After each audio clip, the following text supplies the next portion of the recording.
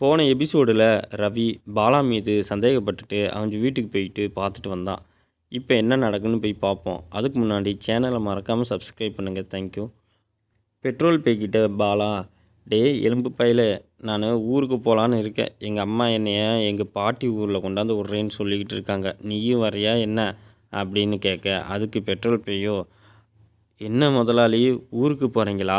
நானும் வரேன், நானும் வந்து பார்க்குறேன் அங்கெல்லாம் எப்படி இருக்குது என்னன்ட்டு. உங்களை விட்டுட்டு நான் எப்படி இங்கே மட்டும் ஒத்தையாக இருப்பேன்? உங்கள் கூடவே இருந்துட்டு இப்போ ஒத்தையாக இருந்தால் எனக்கு போர் அடிக்காதா? நானும் வரேன் முதலாளி அப்படின்னு சொல்ல, அதுக்கு பாலாவோ, சரிடா சரிடா நீயும் வந்து தொலை, என்ன பண்ணுறது, உன்னையும் அங்கே கூட்டிகிட்டு போயிட்டு விட்றேன், ஏதோ வந்து பண்ணு அப்படின்னு 2 பேரும் கிளம்புனாங்க. அடுத்த நாள் காலையில் 2 பேரும் அவங்க பாட்டி வீட்டுக்கு நடந்து வந்துக்கிட்டு இருந்தாங்க. வந்துட்டு, டேய் எலும்பா, இதுதான் என்னோடய பாட்டி வீடு. இங்கே ஏதாவது நீ எங்கள் பாட்டி மிரட்டி கிரட்டி போடாதடா, அவங்களே வயசானீங்க, அவங்க கண்ணில் நீ படவே கூடாது அப்படின்னு சொன்னான்.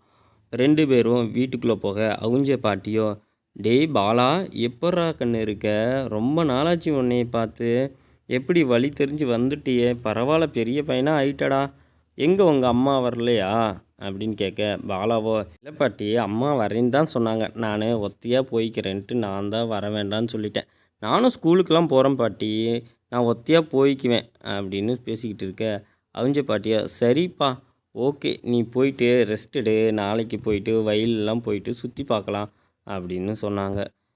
பாலாவோ எலும்பு பையன்கிட்ட, டேய் இங்கே பாடா, இந்த ஊரெல்லாம் எப்படி இருக்குது பாரு, சூப்பராக இருக்குது பாரு, பின்னாடி மலை இருக்குது, கூரை வீடு, ஓட்டு வலை வீடு, இப்படிலாம் எப்படி இருக்குது பாரு, இதெல்லாம் அங்கே இருக்குமா? இங்கெல்லாம் காற்று அவ்வளோ தூய்மையாக இருக்கும், அங்கே தான் எல்லாம் பொல்யூஷன் அப்படின்னு பேசிகிட்டு இருக்க.